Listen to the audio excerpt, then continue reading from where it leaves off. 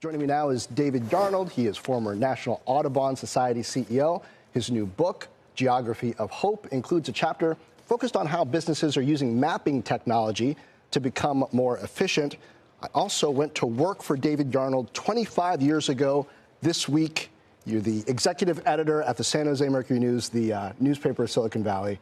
So thank you for that. So let's talk about what's happening with surveillance and the drone thing. Because I thought of your book when the drones thing started happening. It's like, well, there's already a lot of surveillance really going on. Probably people don't know if they're worried about the drones. Yeah, I mean, I can't tell you what the drones are doing, and it's good to see you after 25 years.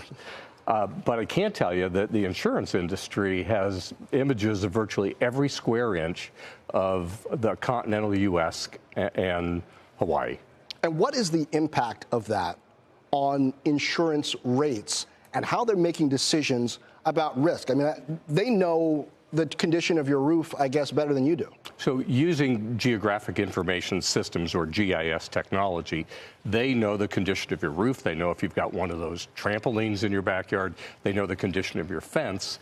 And it not only is being used to set rates for individual homeowners, but it's being used to set public policy. Tomorrow in California, a whole new set of rules goes into place that allows the insurance industry to use these models to set rates statewide. And this came after the insurance industry threatened to pull out of California last year, as you probably know. On social media, online, there's been this talk about people owning their data. But there's no way for you to own the data for people who are taking pictures from the sky above your home, right? There's no way. And the companies that use this, and it's predominantly one company called Vexel that's based out of Colorado. It's privately held, and they work with the Geospatial Insurance Consortium, which is most every big insurance company.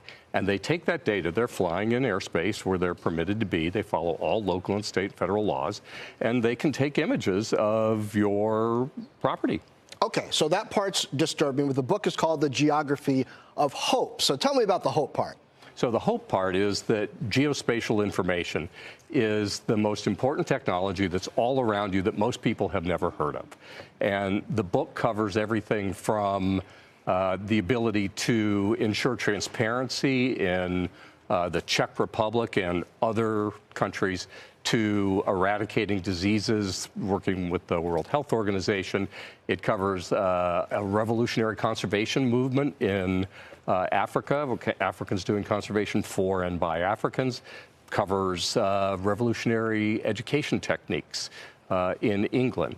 And it shows the power of data visualization once again, and it's predominantly driven by the publisher of my book, Esri, which is a privately held Redlands, California-based company.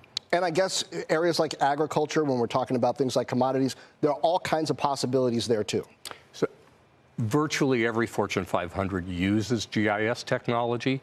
It's a competitive advantage. I can tell that it is, because when I tried to get Nike and a few others to talk to me about it, they clammed up and said that it was a trade secret.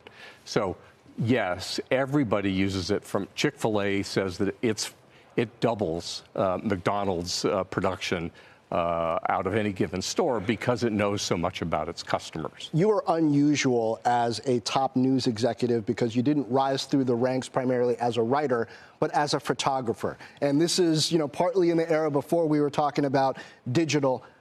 Did you ever imagine that imagery would become this powerful, this fungible a source of information?